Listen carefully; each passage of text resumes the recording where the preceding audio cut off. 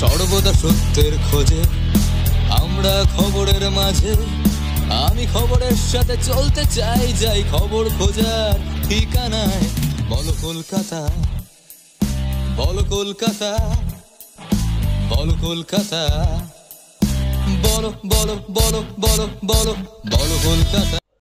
আপনি রানিং বিধায়ক, টিকিট পেলেন না, কি প্রতিক্রিয়া? দেখুন, প্রতিক্রিয়া বলতে আমাকে কথা দেওয়া হয়েছিল, আর আমি অভিষেক বন্দ্যোপাধ্যায় পিকে আমাকে স্পেশালি ডেকেছিল, হ্যাঁ, এবং মমতা ব্যানার্জি সবাইকার সঙ্গেই প্রায় কথা হয়েছে, আমাকে একদম কনফার্ম করা হয়েছিল। কিন্তু আজকে আমি এটা দেখে একটু অবাক হয়ে যাচ্ছি, এবং এটা আমার সঙ্গে বারবার করা হয়েছে। আমাকে চেয়ারম্যান করব বলে করা হয়নি, আমাকে লোকসভার টিকিট আপনারা দেখেছেন, আমাকে নেত্রী নিজে বলেছে, এবং 3টে পর্যন্ত আমার নাম দেখানোর পর সুব্রত মুখার্জির নাম দেখানো হয়েছে। আবার আর একটা ধাক্কা আমার এলো, আমি অভ্যস্ত হয়ে যাচ্ছি এগুলোতে। বাঁকুড়ার মানুষ আমার কাছে আছে, আর আমার দলের ক্যাপশন হচ্ছে বাংলা তার নিজের মেয়েকেই চায়। কিন্তু তিনি ভাবলেন না বাঁকুড়াও তার নিজের মেয়েকেই চায়।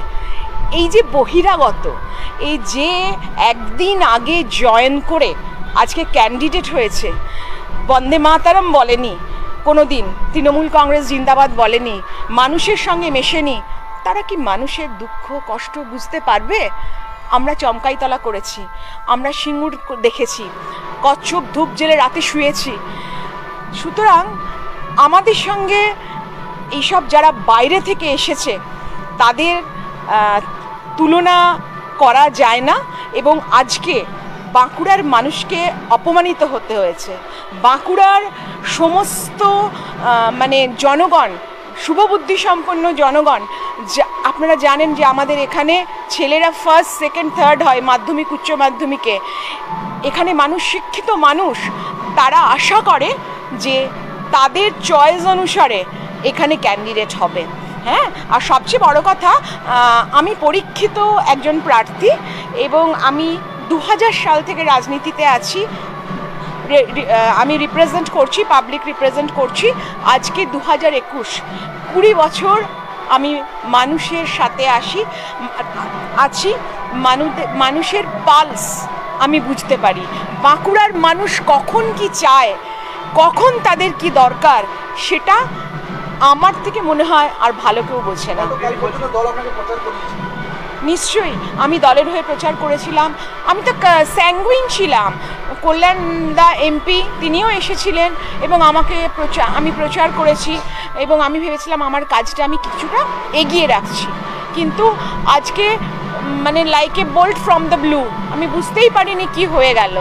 যাই হোক, আমার ফেট আমাকে বারবার এরকম দগ্ধ করে, আমি জানি না আমার দলের কি আনন্দ হচ্ছে।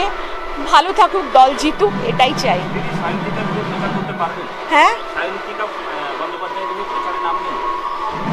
দেখবো, এক্ষুনি আমি ভাবতে পারছি না। এই মুহূর্তে আমার কোনো চিন্তা ভাবনা নেই, তবে বারবার অপমান, এই জন্য আমি কংগ্রেসের টিকিটে দাঁড়িয়েছিলাম, এবং আলু আর আলু বোখরা যে এক নয় সেটা আমি বুঝিয়ে দিয়েছিলাম।